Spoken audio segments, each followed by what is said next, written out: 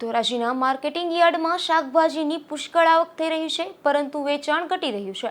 શાકભાજીના ભાવ આસમાને પહોંચતા ગૃહિણીના બજેટ પર અસર થઈ છે, તો ભારે તાપમાનને કારણે ન વેચાતું આ શાકભાજી બગડી જવાની પણ ભીતિ સેવાઈ રહી છે।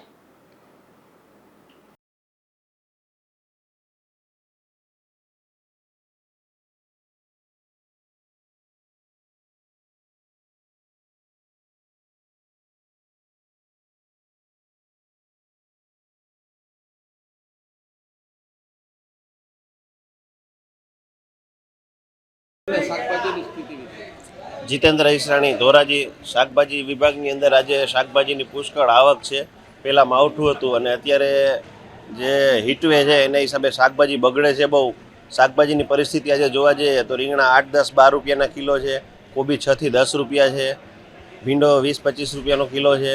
આજે શાકભાજી પહેલાં માવઠું હતું અને અત્યારે હીટવે છે તો બગડે છે બહુ। ખેડૂત લઈ આવે છે પુષ્કળ પ્રમાણમાં, પણ વેપારી પાસે માલ રહેતો નથી। હીટવેના હિસાબે માલ ખરાબ થઈ જાય છે અને આજે સરેરાશ જોવા જઈએ તો શાકભાજીના ભાવ એટલે મંદુ એટલે છે કારણ કે ઘરાકી પણ બહુ ઓછી છે અને હીટવેના હિસાબે માણસ ઘરની બહાર નીકળે છે ઓછું।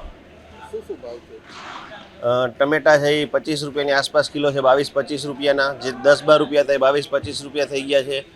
કોબી 6 થી 10 રૂપિયા છે, ટમેટા 15 થી 25 રૂપિયા છે, લસણનો ભાવ છે 150 થી લગાડીને 200 રૂપિયા, આદુ 120-30 રૂપિયા, લીંબુ 60 રૂપિયાથી લગાડીને 120-30 રૂપિયાના કિલો છે, મરચાં 25 રૂપિયાથી લગાડીને 50 રૂપિયાના કિલો છે, કોબી જે 6 થી 10 રૂપિયાનો કિલો છે, કોથમરી 25-30 રૂપિયાનો કિલો છે।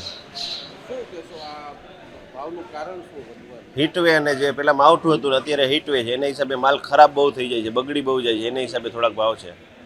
મારું નામ ઈસરાણી રવિ, ધોરાજી માર્કેટિંગ યાર્ડ। ધોરાજીમાં શાકભાજીની પુષ્કળ આવક છે, પણ લેવાલી કોઈ જાતની નથી, કારણ કે તડકો અત્યારે એટલો છે કે 45-46 ડિગ્રી તાપમાન છે। આપણે ઘરેથી બહાર નથી નીકળતા તો શાકભાજી લેવા કોઈ આવતું નથી। માલની આવક ઘણી બધી છે, ભાવમાં પણ ઘણો વધારો છે અમુક શાકભાજીમાં, પણ લેવાલી નથી, માલ બગડતો જાય છે।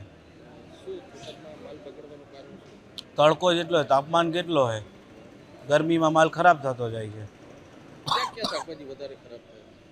જ્યાં લીંબુ ખરાબ થઈ જાય છે, ટમેટા નબળા થઈ જાય છે, ઘણી વસ્તુ રીંગણા છે, એવું બધું ઘણું તાપમાનના હિસાબે શાકભાજી ખરાબ થતું જાય છે।